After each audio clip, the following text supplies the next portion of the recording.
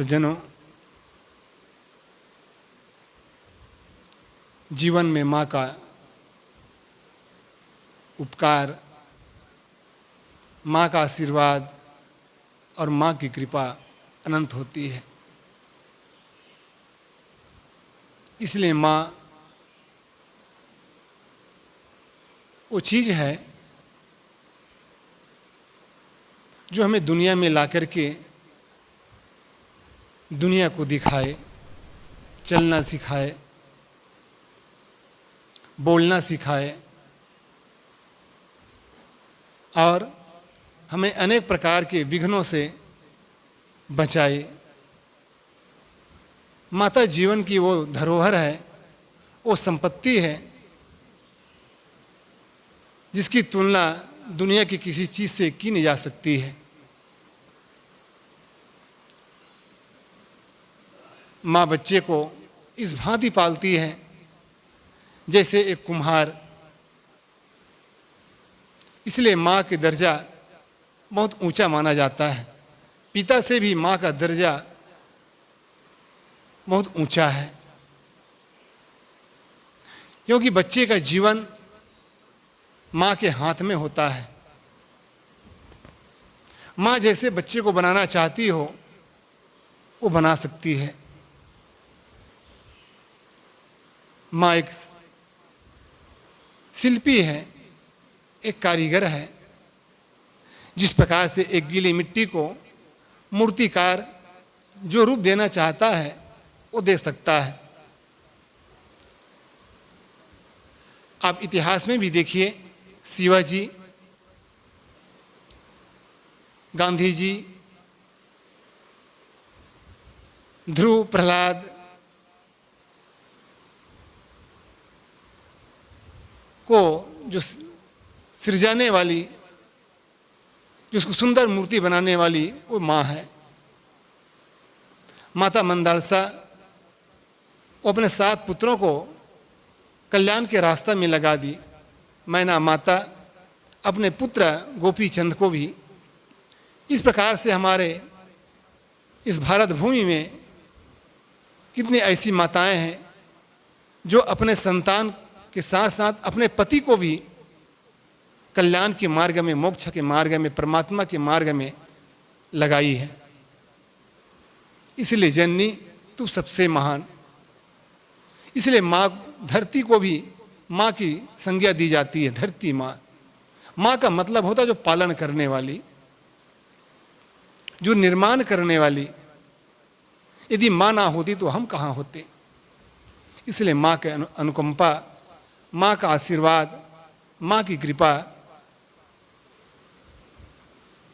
अतुलनीय है, जिसकी तुलना नहीं की जा सकती है।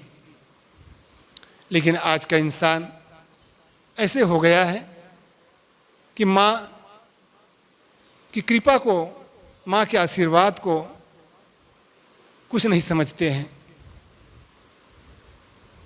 जो माँ 9 महीने में अपने गर्भ में बच्चे को रखती है, 9 महीने के बाद जब बाहर बच्चा निकलता है तब उसको सूखी जगह में सुलाती है।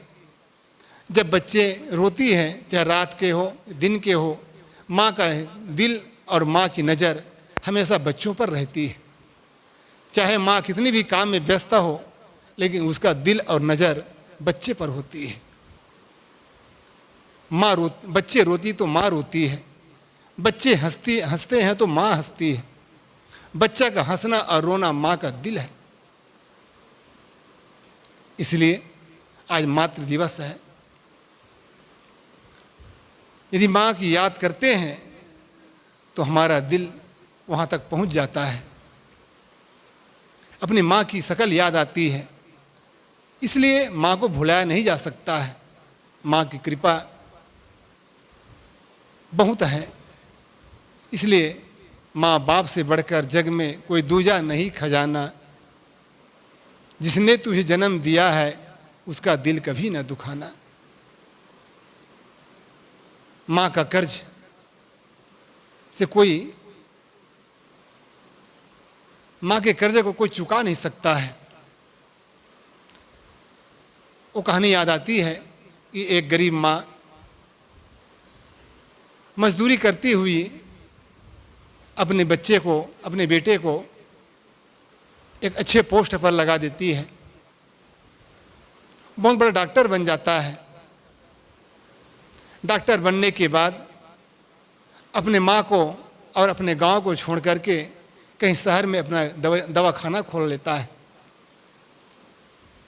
सौभाग्य कहिए, माँ का आशीर्वाद कहिए, वह डॉक्टर बहुत बड़ा डॉक्टर बन गया, सर्जन बन गया और बहुत बड़े शहर में अपना दवाखाना चलाया। दिन दुगुना रात चौगुना उसका उन्नति होती रही। एक बार की बात है, माँ की तबीयत खराब हो गई। वो अपनी बेटे की याद करते हुए उस अस्पताल तक पहुंची। कंपाउंडर ने कहा कि साहब,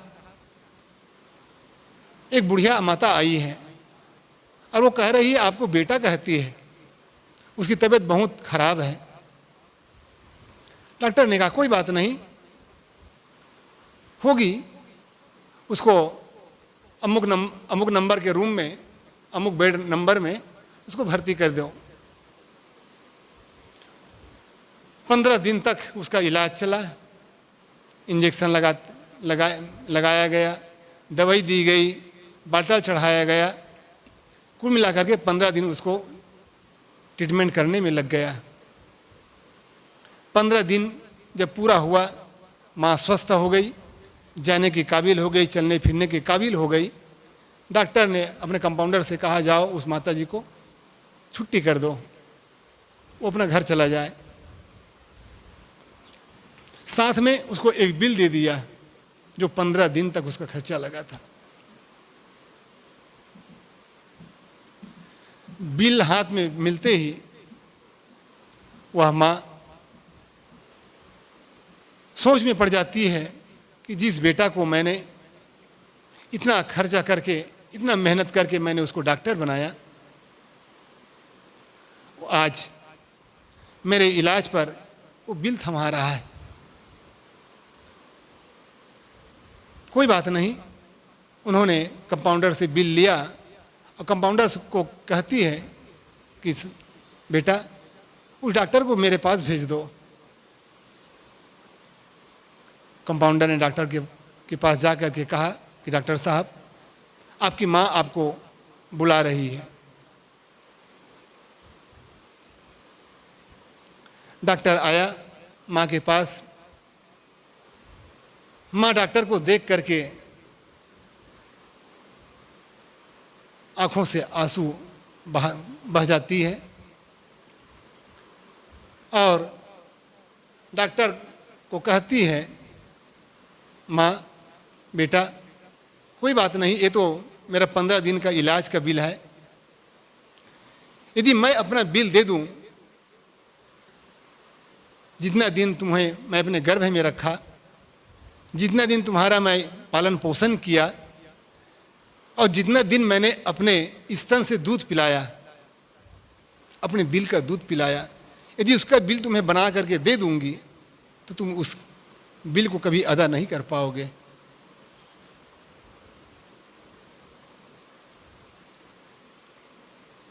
लेकिन बेटा पत्थर दिल का था, क्योंकि उसको पैसा दिख रहा था, पैसा दिखता था, उसका माँ का दिल नहीं दिखा, माँ का आंसू नहीं दिखाई दिया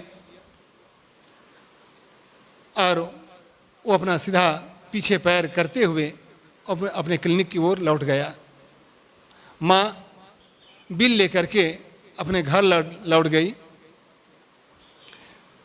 घर आई, कुछ दिन दवा ली, फिर उसके बाद भी तबीयत फिर खराब हो गई। खराब होने के बाद उन्होंने सोच ली अब दवाखाना नहीं जाना है, घर में ही अपना कुछ करती रही। थोड़े दिन के बाद माँ का शरीर छूट गया। जब डॉक्टर को पता चला कि मेरी माँ अब दुनिया में नहीं रह गई, तब वो माँ के पास जाती है कि माँ को अब देख लूँ।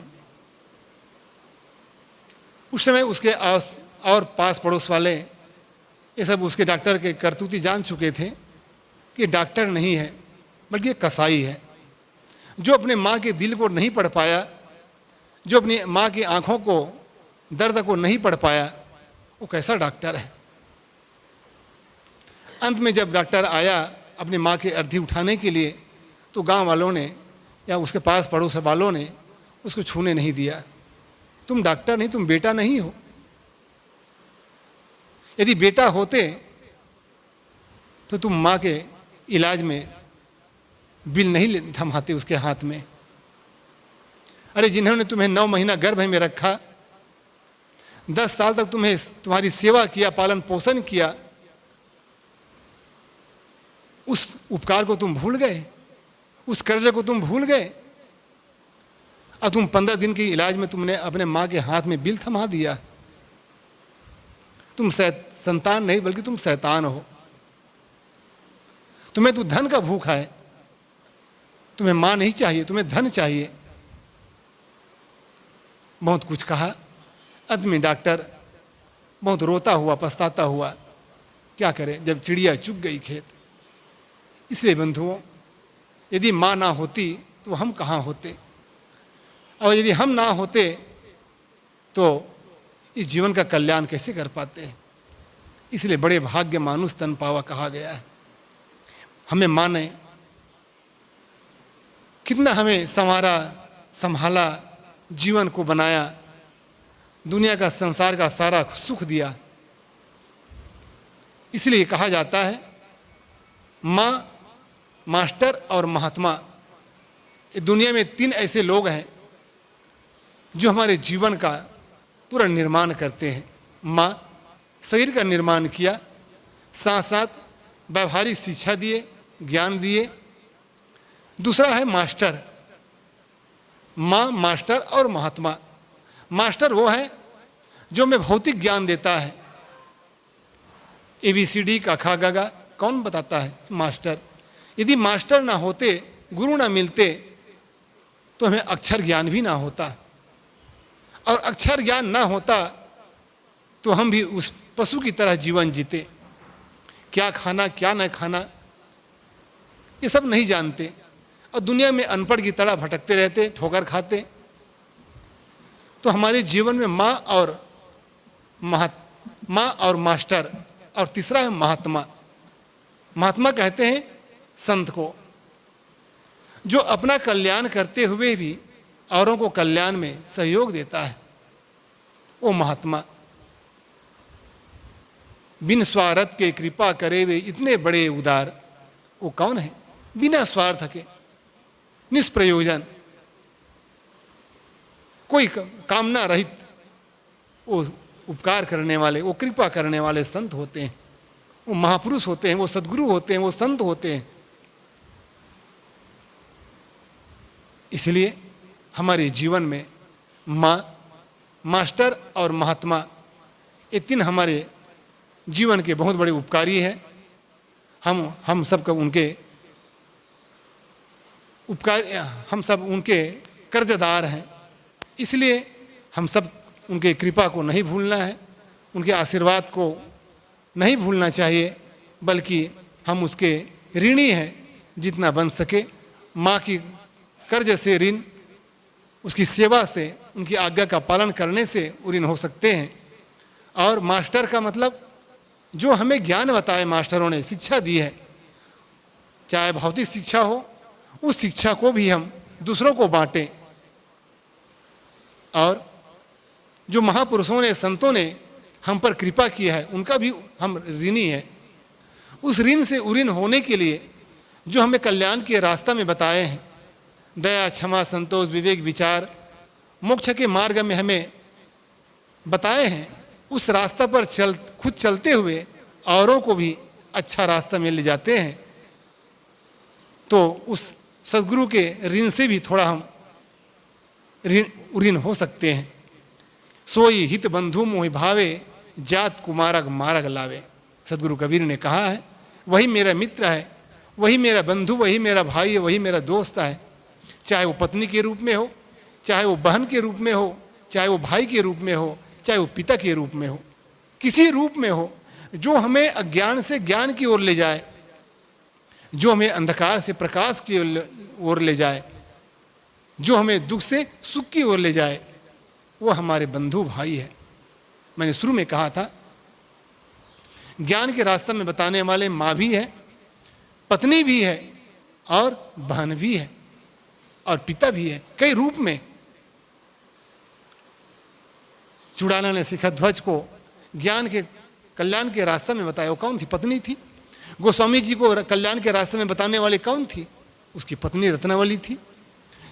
चाहे किसी रूप में हो, माँ के रूप में हो, पत्नी के रूप में हो, चाहे एक बच्चा भी हो, ज्ञान का रास्ता बताता है, ज्ञान की बातें बताता है, वो हमारे लिए गुरु है, वो हमारे मार्गदर्शक है।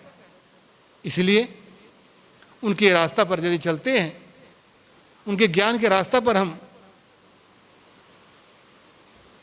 चलते हैं, तो सचमुच में हम भी वैसे हो जाते हैं, और हमारा भी जीवन सुखमय हो सकता है, आनंदमय हो सकता है।